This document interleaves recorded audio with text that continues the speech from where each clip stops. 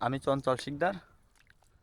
বন্ধুরা, এখন কিন্তু এই দক্ষিণ অঞ্চলের কিন্তু প্রচুর পরিমাণে বৃষ্টি হচ্ছে, বিশেষ করে এই বাগেরহাট উপকূলীয় যে অঞ্চলগুলো আছে। আমরা এখন যে অঞ্চলটিতে আছি এটি কিন্তু একটি উঁচু অঞ্চল।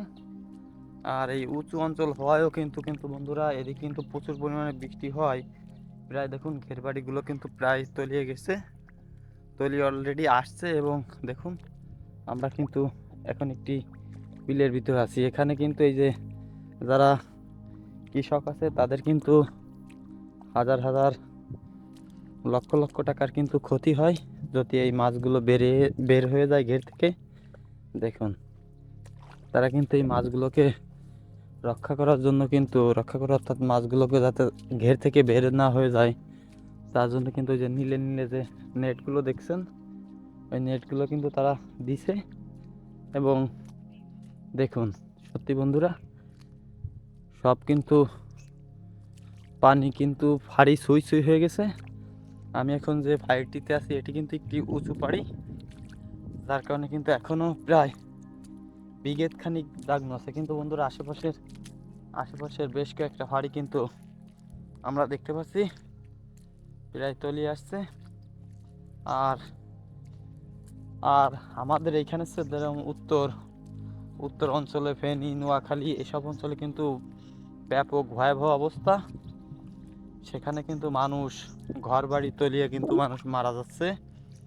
আর এই কৃত্রিম বন্যাটা কিন্তু সৃষ্টি করছে ইন্ডিয়া, যারা কিন্তু ফারাক্কা বাঁধ সহ আনুষঙ্গিক আরো যত বাঁধ আছে এই বাঁধগুলো ছেড়ে দিয়ে কিন্তু ব্যাপকভাবে কিন্তু আমাদের উপরে তারা একটি নির্যাতন চালাচ্ছে।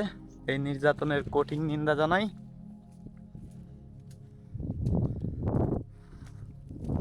দেখুন পানি, চারদিকে পানিতে থই থই করছে, আকাশেও অনেক মেঘ।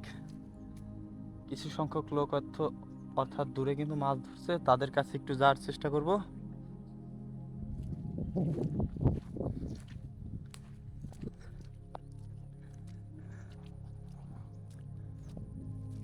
দেখুন এটা হচ্ছে আমাদের ঘের। এখানে কিন্তু পানিতে কিন্তু প্রায় তলিয়ে আসছে ফাড়িটি। দেখুন এই যে ফাড়ি, আর এই যে আপনার পানি, কি অবস্থা।